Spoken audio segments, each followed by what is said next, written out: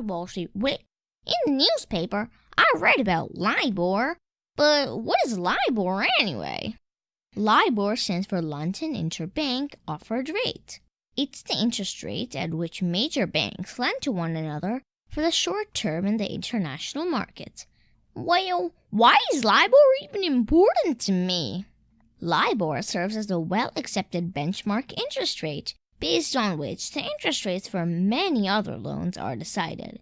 This not only impacts the loans between banks and prices of many derivative products, but also impacts interest rates on consumer loans like credit cards, car loans, student loans, and adjustable or floating rate mortgages. Is LIBOR a fixed rate, or does it keep changing? LIBOR is not a fixed rate. It is calculated and published daily by the Intercontinental Exchange, or ICE, based on loans of different maturities in 5 currencies. There are a total of 35 different LIBOR rates, but the most common is the 3-month US dollar rate. This rate is commonly called the LIBOR rate. Well, why is London Interbank Offered Rate used in the US? Doesn't the US have something of its own?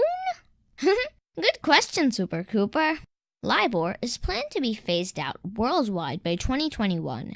So, although it is used in the US right now, it would be replaced by the Secured Overnight Financing Rate, or SOFR.